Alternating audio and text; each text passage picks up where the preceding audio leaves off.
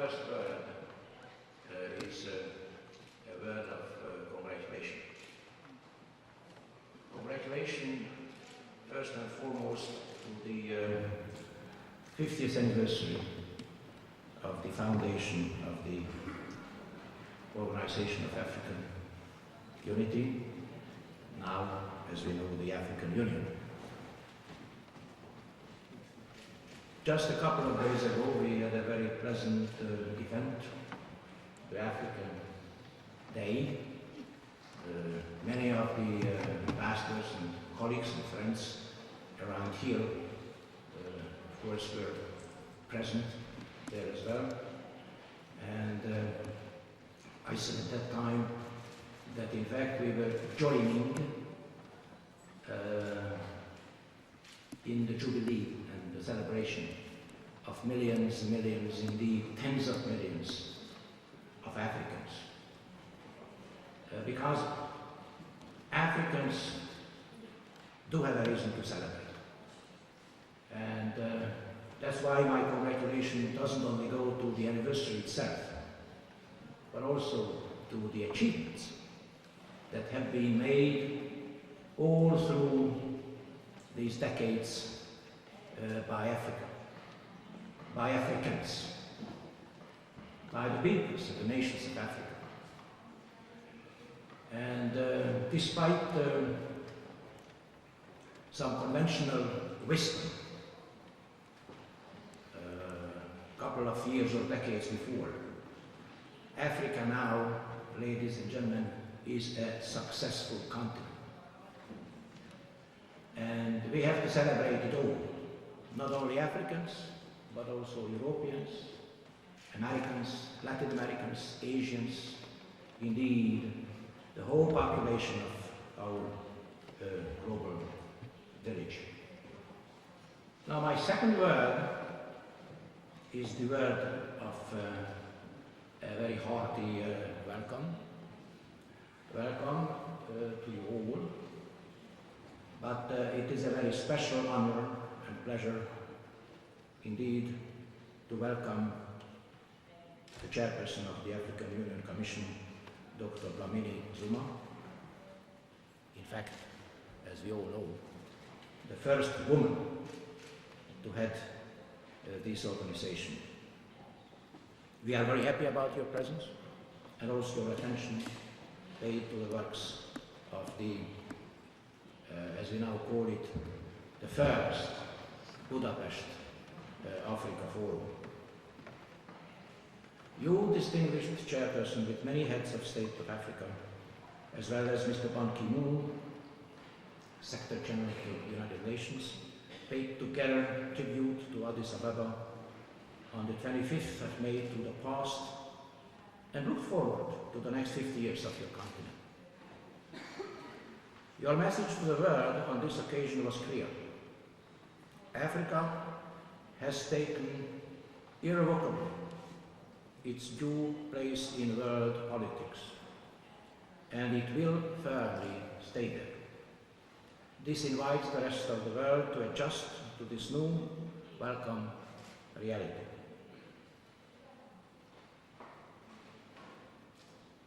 So, it's also for me a great honor to open with these initial thoughts the first Budapest Africa Forum. This event has the ambitious objective to adapt Hungary's strategic approach towards Africa to the new realities, to discuss the challenges and opportunities of an advanced partnership and the ways to lay a solid foundation for our cooperation in the political, economic and cultural fields. I wish to thank all our foreign guests and the representatives of the Hungarian business, academic and civil society for their work in preparing this meeting and also for their participation. My sincere hope is that this forum will offer each participant the opportunity of a substantial exchange of views on Africa's political, economic and human progress.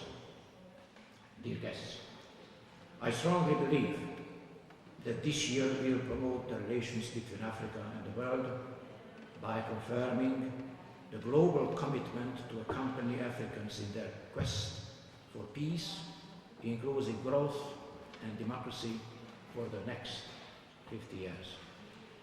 This will be a true contribution to achieving your agenda of the African Renaissance and the vision of 2063 proclaimed during the 50th anniversary celebrations in Addis Ababa.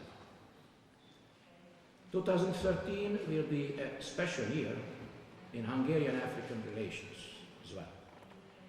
We strive to relaunch this relationship in the spirit of cooperation on the basis of shared values and common interests in the form of a strengthened partnership.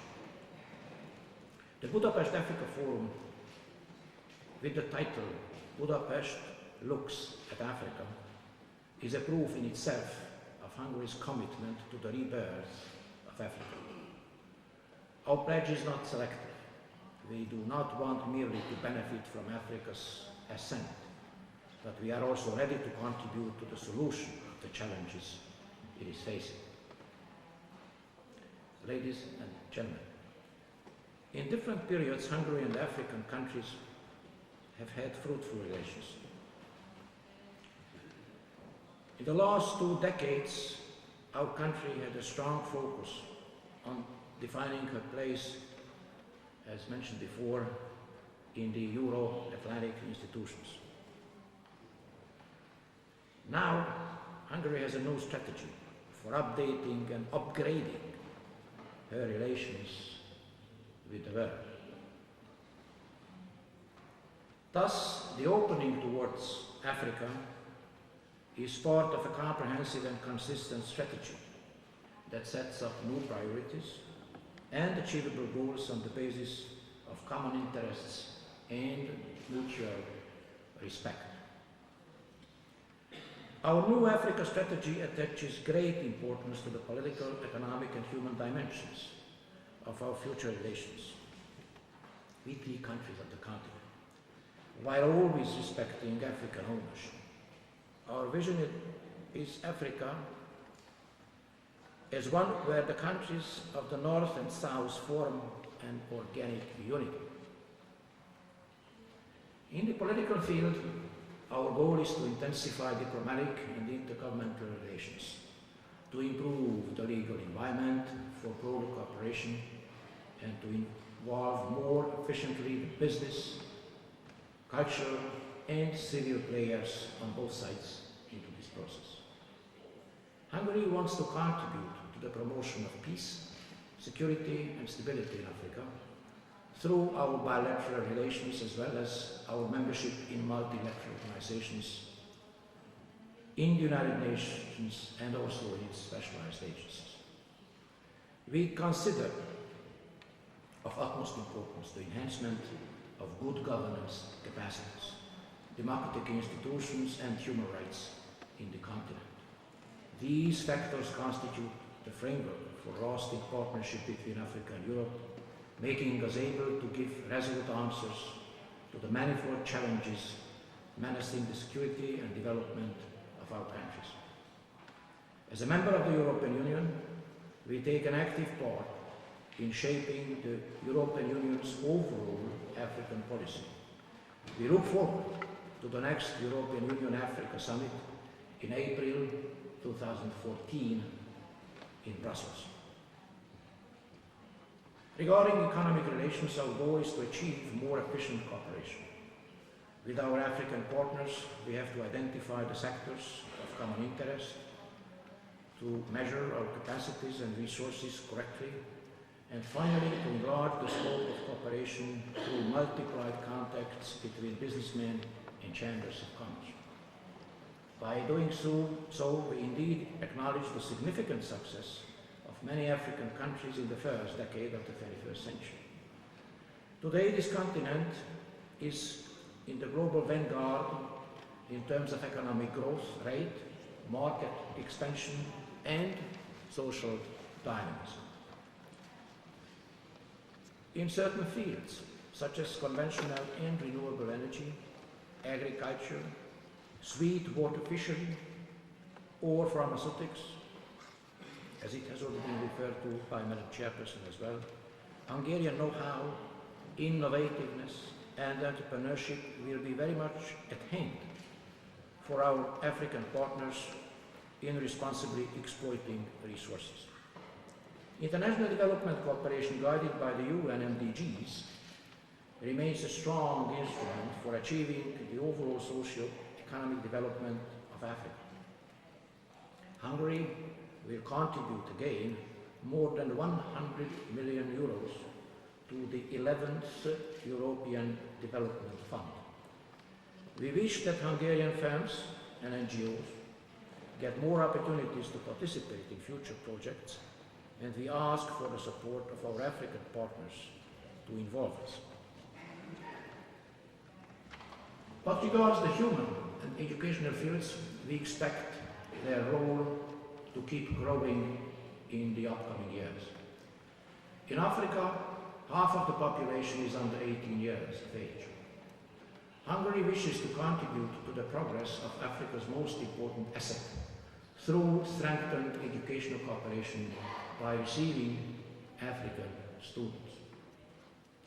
We intend to rely on the sincere will of the thousands of African graduates who returned to their homeland after having studied in Hungary to enhance cooperation between our countries.